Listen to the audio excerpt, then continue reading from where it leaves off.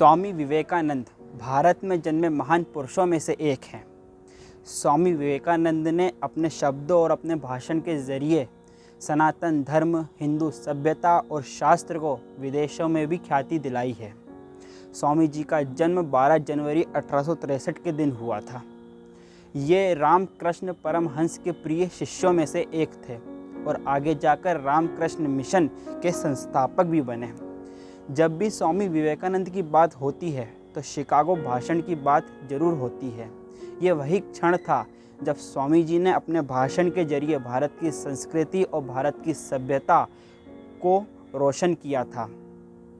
स्वामी जी का संपूर्ण जीवन एक शिक्षा है, इससे हम कुछ ना कुछ सीख सकते हैं। तो आइए स्वामी जी के जीवन से जुड़े कुछ किस्सों में से आज हम भी कुछ सीखते हैं।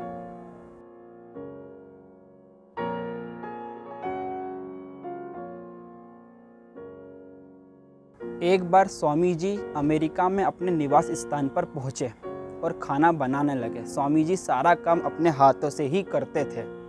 वे खाना बना रहे थे तो उनके पास कुछ भूखे बच्चे आके खड़े हो गए। उन्होंने उन बच्चों को देखा और अपना सारा खाना उन बच्चों में बांट दिया। वहीं पर एक माँ बैठी हुई थी। उन्होंने पूछा कि आपने सारा खाना इन बच्चों को क्यों बांट दिया? आपको तो भूख लगी है ना? तब स्वामी जी ने कहा, माँ, खाना सिर्फ पेट की ज्वाला शांत करने के लिए होता है। वो इस पेट की ज्वाला शांत करे या उस पेट की, त्याग से अच्छा आनंद किसी और चीज में नहीं है।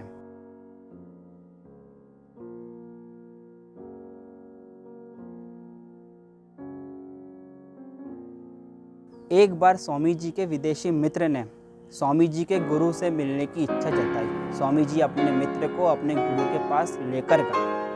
गुरु के वस्त्र देखकर विदेशी मित्र कहने लगे कि ये कैसे गुरु हैं आपके, इन्हें तो कपड़े पहनने का तरीका ही नहीं है। तब स्वामी जी ने विनम्रता से कहा कि आपके देश में चरित्र का निर्माण दर्जी करते हैं और हमारे देश में आचार विचार करते हैं।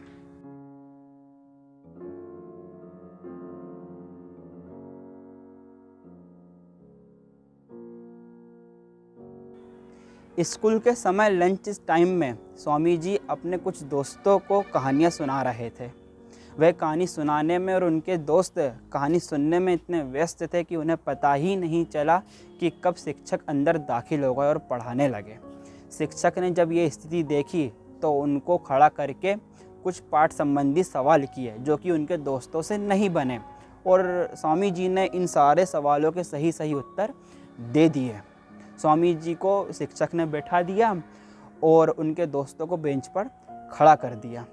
तब स्वामी जी अपने शिक्षक के पास गए और बोले कि सर, मुझे भी खड़ा होना होगा क्योंकि इन सभी से मैं ही बात कर रहा था। इसलिए महान पुरुषों की निशानी है कि वो कोई भी परिस्थिति हो, कैसी भी स्थिति हो, वे कभी सच का, वे कभी सत्य का साथ नहीं छोड़ते हैं।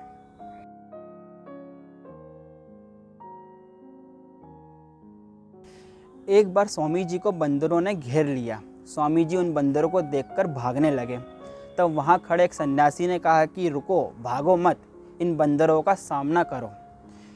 तब स्वामी जी खड़े हुए और निडरता से उन बंदरों का सामना करने लगे। स्वामी जी की निडरता को देखकर बंदर वहाँ से भाग गए। तब स्वामी जी को शिक्षा मिली कि किसी भी परिस्थिति हो, कैसी भी स्थिति हो, हमें कभी डरना नहीं चाहिए। हमें उस स्थिति से डरकर भागना नहीं चाहिए, हमेशा उसका सामना करना चाहिए। और एक सम्मेलन में उन्होंने भी इस बात का जिक्र किया था कि हमें कभी डरना नहीं चाहिए।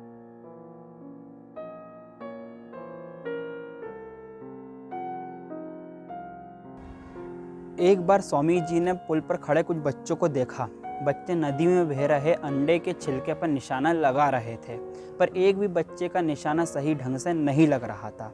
तब स्वामी जी वहां पहुंचे और उन्होंने एक बच्चे से बंदूक लेकर लगातार 12 सही निशाने लगा दिए। तब उस बच्चे ने पूछा, यह आपने कैसे कर लिया? लगता है आपकी बहुत सालों की प्रैक्टिस है। तब स्वामी जी ने कहा, नहीं, आप जो भी करें एकाग्रता से करें, आप कभी अपने लक्ष्य से नहीं चूकेंगे।